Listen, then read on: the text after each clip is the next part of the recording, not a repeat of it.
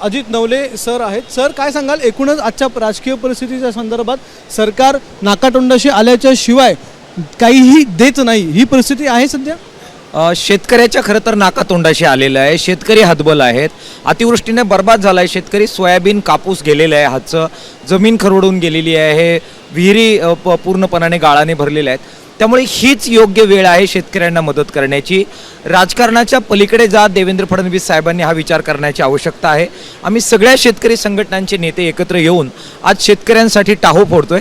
त्यामुळे सकारात्मक प्रतिसाद त्यांनी द्यावा आणि कर्जमाफीची घोषणा करावी अशा प्रकारची आम्ही त्यांना विनंती करणार. मला आठवतं तुमचा एक मोर्चा निघाला होता नाशिकवरून, त्याही वेळी मुख्यमंत्री देवेंद्र फडणवीस होते.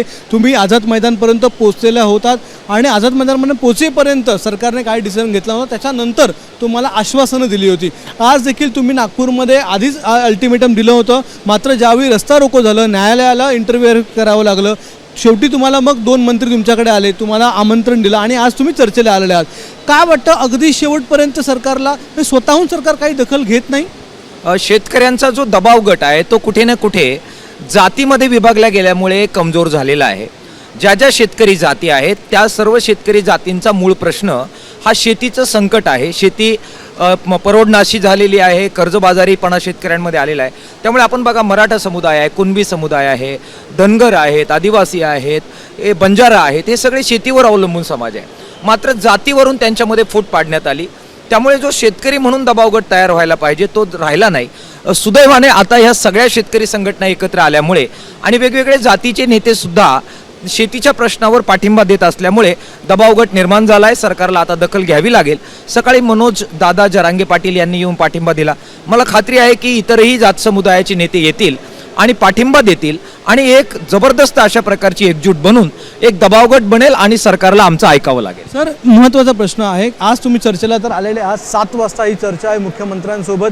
या चर्चेतून काय निघेल, काय आउटपुट असेल, काय वाटते? कारण की तुमचे मुद्दे अनेक दिवसापासून तर तुम्ही मांडतच आहात, सरकारला माहिती आहे, पण आता सरकारकडून काय आपल्याला मिळेल, काय वाटतं?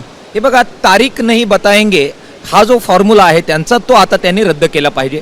कालच्या बैठकीमध्ये दोन्ही मंत्र्यांना आम्ही जी अट टाकली की तुम्ही तारीख सांगा, कर्जमाफी करायला ते तयार आहे, फक्त निवडणुकी अगोदर करायची आहे त्यांना. आम्ही म्हणतोय ती नव्हे, ही योग्य वेळ आहे शेतकऱ्यांना मदत करण्याची. त्यामुळे तारीख सह चर्चा होईल असं अट आम्ही टाकलेली होती. एक प्रकारे ती त्यांनी मान्य केलेली आहे. त्यामुळे तारखेवर चर्चा आज झाली पाहिजे आणि कधी करणार ते डिक्लेअर करा.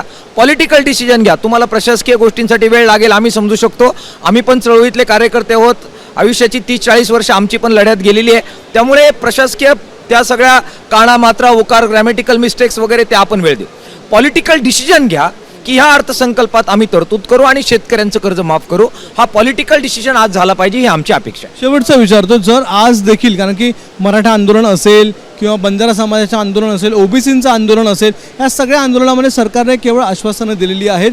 त्या आंदोलनामध्ये देखील नंतर असंच वाटलं की सरकारनं त्यांना फसवलं किंवा त्यांच्या मागण्या ज्या आहेत त्या ॲक्च्युली पूर्णच झाल्या नाहीत. आज देखील तुम्ही सरकारबरोबर बसत, तुमचं देखील आंदोलनच आहे. काय वाटतं, सरकारने जर भावना तुमच्या पूर्ण केल्या नाहीत, मागण्या पूर्ण केल्या नाहीत, तर मग तुमची पुढची स्टेप काय असेल? हे बघा, 2017 साली शेतकऱ्यांनी संप केला, पुणतांब्याच्या शेतकऱ्यांनी सुरुवात केली आणि सुकाणू समितीत आम्ही सगळे नेते एकत्र आलो. त्यावेळी सुद्धा डावपेच केले ना, त्यावेळी फसवण्याचा प्रयत्न केला ना, त्यावेळी संप फोडण्याचा प्रयत्न केला ना, पण त्याला पुरून उरवायचं कसं हे शेतकरी पोरांना माहीत आहे. शेतकरी नेते आपल्या अनुभवातून तयार झालेले आहेत.